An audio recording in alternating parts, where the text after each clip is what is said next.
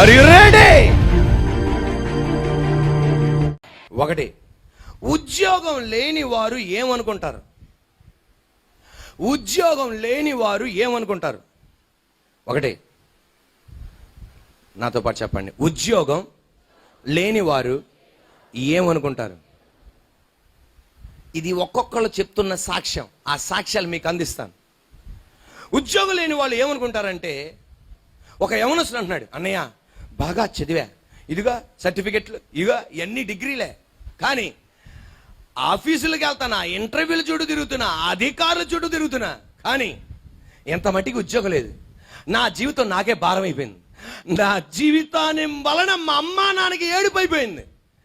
నేను బతికి ఒక అర్థం లేదు, నేను బతికి ఒక విలువ లేదు. ఒక జంతువుకు విలువ ఉంది మా ఇంట్లో, నాకు విలువ లేదు. అతనే అనుకుంటున్నాడు. వాళ్ళ అమ్మా నాన్నలు ఏమనలా, ఎందుకంటే ఉద్యోగం లేకపోవడం వలన. ఇప్పుడు కూడా మా అమ్మా నాన్న దగ్గర డబ్బు అడిగి బతుకుతున్నా. నాకు సిగ్గుగా ఉంది, చచ్చిపోవాలనిపిస్తుంది. భార్యాభర్తలు, 2 పిల్లలు. ఆ భర్త గారు చెప్తున్న సాక్ష్యం ఇదే, అన్నయ్య నాకెందుకు తెలుసు అమ్మాయిని ఇచ్చింది, నాకు ఒక ఉద్యోగం ఉందని ఇచ్చారు, కానీ 6 సంవత్సరాలకే నా ఉద్యోగం పోయింది. ఇప్పుడు నా భార్యని, నా బిడ్డల్ని ఎలా పోషించాలో నాకు అర్థం కావట్లా. ఇప్పుడు మా అత్త మామ దగ్గరికి వెళ్తే ఏమనుకుంటారు, వాళ్ళ అన్నయ్యలు తమ్ముళ్ళు ఏమనుకుంటారు, మా ఇంటికి వెళ్తే వాళ్ళు ఏమనుకుంటారు. నా సేవింగ్స్ 2 సంవత్సరాలు ఉపయోగపడుతున్నాయి, కానీ ఇప్పుడు ఎలా పోషించాలో నాకు అర్థం కావట్లా. ఇక చచ్చిపోనిపించేస్తుంది నాకు బతికి అక్కర్లా. ఎందువలన? ఉద్యోగం లేక. భార్యాభర్తలు చెప్తున్న సాక్ష్యం. సాఫ్ట్వేర్ ఇంజనీర్, 2 పిల్లలు.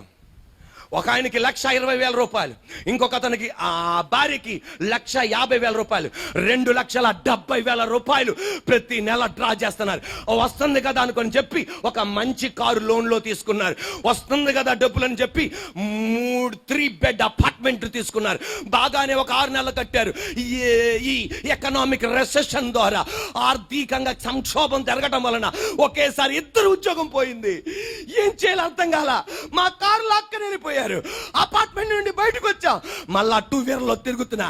నాకు సిగ్గుగా ఉంది, నాకు అవమానంగా ఉంది, నా వల్ల కావట్లా, చచ్చిపోవాలనిపిస్తుంది. అమెరికాలో చదువుకోవడానికి వెళ్ళాను అన్నయ్య, పార్ట్ టైం ఉద్యోగం చేద్దామని.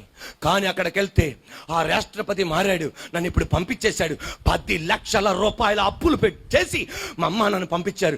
ఇప్పుడు వడ్డీ కట్టలేక, నాకు ఉద్యోగం లేక మా అమ్మ ఏమంటుంది తెలుసా, మొత్తం నీకే పెట్టేశారా, ఇలా చేసావేంటి, మొత్తం ఇలా నీకే పెట్టేశావు, ఇప్పుడు మీ తమ్ముడు చెల్లికి ఎలా అంటున్నాను. ఏం చేయలేక అర్థం కావట్లా. ఉద్యోగం లేని వాళ్ళు అర్థం కాక, ఎలా బతుకును ముందుకు తీసుకెళ్లాలో అర్థం కాక, వేదన పడి, అవమాన పడిపోయి, తల వంచుకునేటట్టుగా ఏం చెయ్యాలో అర్థం కావట్లా. వార్తాపత్రికలలో ప్రకటించిన సంఘటన. అమ్మ నాన్నగారికి 2 మగపిల్లలు, బాగా చదువు చెప్పించారు. నాన్నకొక్కడికే ఉద్యోగం, అమ్మ గృహిణి. వీళ్ళిద్దరిని బాగా పెంచాడు, కానీ ఉద్యోగం రావట్లా. ఒకరోజు నాన్న అన్నాడంట, ఎంతకాలం మిమ్మల్ని పోషించాలరా, మీ కాళ్ళ మీద మీరు నిలబాలని మీకు అర్థం కావట్లేదా, ఇంకా ఎన్ని రోజులు. అన్న తమ్ముళ్ళిద్దరు మనస్తాపన చెంది విషం తాగి చచ్చిపోయారు. ఆ అమ్మ నాన్న మీద పడిపోయావు. రే పెద్దోడా, రే చిన్నోడా, ఏదో ఉద్యోగాన్ని అడిగాను కానీ ఇంత భయంకరం చేస్తారనుకోలేదు. ఈ రోజున ఉద్యోగం లేదని ఇటువంటి పనులు చేయడానికి కాదు. నేను చెప్పనా, సర్వశక్తి కలిగిన దేవుడు ఉద్యోగం లేకపోయినా నిన్ను ప్రేమిస్తున్నాడు, ఉద్యోగం ఉన్నా నిన్ను ఆయన ప్రేమిస్తున్నాడు. ఎందుకు తెలుసా, నువ్వు ఆయన కుమారుడవు. ఎందుకు తెలుసా, నువ్వు ఆయన కుమార్తెవు.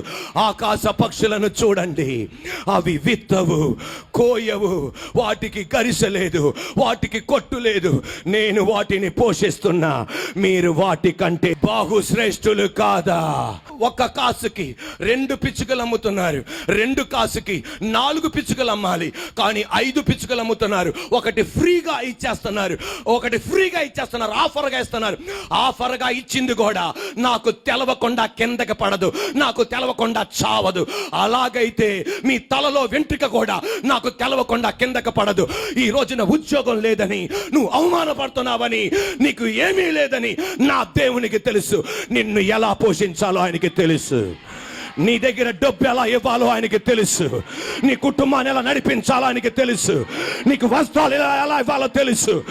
వివాహమైతే నీ భార్యని బిడ్డల్ని ఎలా పోషించాలని తెలుసు, అద్దె ఎలా కట్టాలని తెలుసు. Praise the Lord. ఆయన నిన్ను నడిపించగలడు. ఆయన ఏమీ లేని చోటున, ఏమీ లేని చోటున, నీళ్లు లేని చోటున నీళ్లునిచ్చాడు ఆయన. చీకటిగా ఉన్న చోటున వెలుగునిచ్చాడు ఆయన. వస్త్రాలు లేని చోటున వస్త్రాలు ఇచ్చాడు. ఆరోగ్యం లేని చోటున ఆరోగ్యం ఇచ్చాడు. నిరీక్షణ లేని చోటున నిరీక్షణ ఇచ్చాడు. ఆహారం లేని చోటున ఆహారం ఇచ్చాడు. ఆరోగ్యం లేని చోటున ఆరోగ్యం ఇచ్చాడు. ఇంతమందికి చెయ్యగలిగితే నా దేవుడు అనేది నేను నీకు చేస్తా. ఉద్యోగాలు లేవని ప్రభుత్వం మీద తిరగబడద్దు. ఆమేనండి. మళ్ళా ఉద్యోగాలు లేవని ప్రభుత్వం మీద తిరగబడద్దు. ఉన్న వాళ్ళకే జీతాలే ఒక సత్తనరాళ్ళు.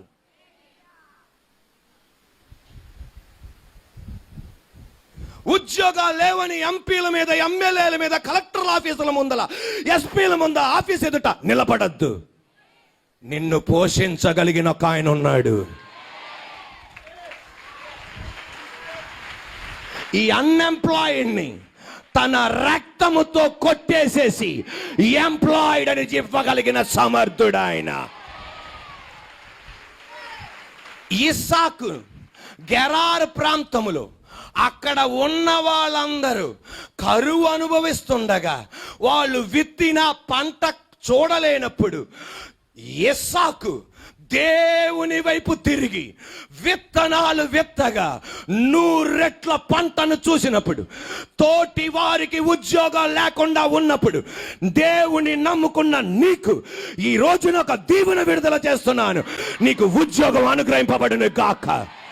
ఇస్సాకు మీద కొమ్మరించిన దీవెన ఇక్కడ ఉద్యోగం లేని వారందరికీ ఇప్పుడే విడుదల చేస్తున్నాను. Praise the lord. పోషించగలిగిన సమర్థుడు ఆయన. ఒకే ఒక జీవితం. ఆమేనండి. ఒకే ఒక జీవితం. చచ్చిపోతారు. ఎందుకండి చచ్చిపోయేది? అమ్మో ఈ కష్టాలు చూడలేను, అమ్మో ఈ ఇబ్బంది చూడలేను. చూడాలా? ఈ మాట ఒకటి గమనించండి.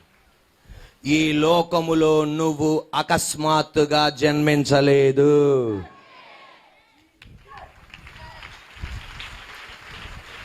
మరలా ఈ లోకములో నీవు గబుక్కున పుట్టలేదు. ఈ లోకములో నిన్ను ఎందుకు తెలుసా? ఆ పట్టణములో, ఆ రాష్ట్రములో, మనల్ని ఈ పట్టణములో, ఈ రాష్ట్రములో నిన్ను నన్ను ఎందుకు ఉంచారు తెలుసా? ఒక ప్రత్యేకమైన ఉద్దేశముతో. నువ్వెక్కడ జన్మించావు, దేవుని ఉద్దేశం నిన్ను అక్కడ తీసుకెళ్ళాలి అని. నువ్వెక్కడ జన్మించావు? పలానా రోజు, పలానా సంవత్సరం, పలానా వీధిలో, పలానా హాస్పిటల్లో, పలానా చోటున నువ్వు జన్మించావు. నా దేవుని యొక్క ఉద్దేశం నిన్ను ఎక్కడ తీసుకెళ్లాలని, ఎక్కడికి తీసుకెళ్ళాలి. ఈ స్థాయిలోనికి, ఈ డ్రీమ్ జాబ్లోనికి, ఈ డ్రీమ్ స్థానంలోనికి, ఈ డ్రీమ్ ఉన్నత స్థానంలోనికి నిన్ను తీసుకెళ్లాలని ఆశ. ఎక్కడికి తీసుకెళ్లాలంటే మన దేవుడు నిన్ను హై జంపులు చేపాడు. ఆమేనండి. లాంగ్ జంపులు ఉండవు.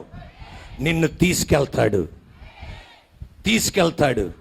ఘనత గుండా, ఇరుకు గుండా, ఆకలి గుండా, సక్సెస్ గుండా, విజయం గుండా, దుఃఖం గుండా, ఆనందం గుండా, ఘనత గుండా. అప్పుడు ఇక్కడికి నువ్వు రావాలి అంటే ఇవన్నీ చూడాలి. ఒక్క క్షణం. Are you ready? యోసేపుని దేవుడు జన్మింపజేశాడు. అక్కడ నుండి అతన్ని ఎక్కడ తీసుకెళ్ళాలి? ఐగుప్త దేశములో రాజుగా చెయ్యాలి. ఒకేసారి హై జంపుగా తీసుకెళ్ళా. అందువలన అతన్ని గుంట్లో పడేయాల్సి వచ్చింది. ఆమేనండి. అక్కడికి వెళ్ళాలా? ఎక్కడికి వెళ్ళాలా? గట్టి చెప్పండి. అక్కడికి వెళ్ళాలా? అందులో ఎక్కడ పడేయాల్సి వచ్చింది? అందువలన అన్నయ్యలు ఇంకొకరికి అమ్మాల్సి వచ్చింది. అక్కడి నుండి పొతీఫర్ ఇంటికి వెళ్ళాల్సి వచ్చింది. అక్కడి నుండి నింద మోపింది. అక్కడి నుండి చెరసాలకు వచ్చాడు. అక్కడి నుండి ఎక్కడికి వచ్చాడు. ఉండండి, మన బాధ ఇదే. ఎక్కడికి వచ్చే లోపల ఏమేం జరుగుతాయో మొత్తం చెప్పి వచ్చు కదా. నేను కూడా దేవుడు నిన్ను అడిగా, దేవా ఎక్కడి నుండి మేము ఎక్కడికి వెళ్ళే లోపల రే బాబు నువ్వు గుంట్లో పడతావురా, రే నాయన నీకు ఇలాగైద్దిరా అని చెప్పొచ్చుగా. అలా గనక ఫస్టే చెప్తే హార్ట్ అటాక్ వచ్చి చచ్చిపోయేవాడు. ఇక్కడికి వచ్చినాక అప్పుడు అనుకుంటావు, నాయనా ఇందుకోసమేనా అని.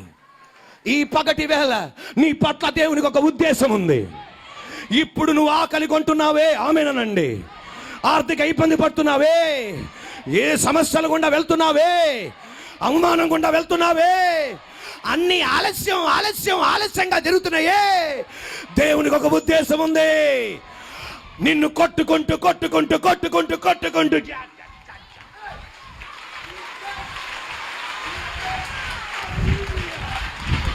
ఉన్నానండి. దేవుడు నాకు నేర్పించిన సత్యం. Are you ready? గుంట, ఆమెనండి. పొతీఫర్ ఇల్లు, నింద, చెరసాల, ఉన్నత స్థానం. ఉండండి ఊరికే అన్నారు ఆమెన్. ఇప్పుడు కరెక్ట్గా అంటారు. గుంటలో కొన్ని గంటలే ఉన్నాడు,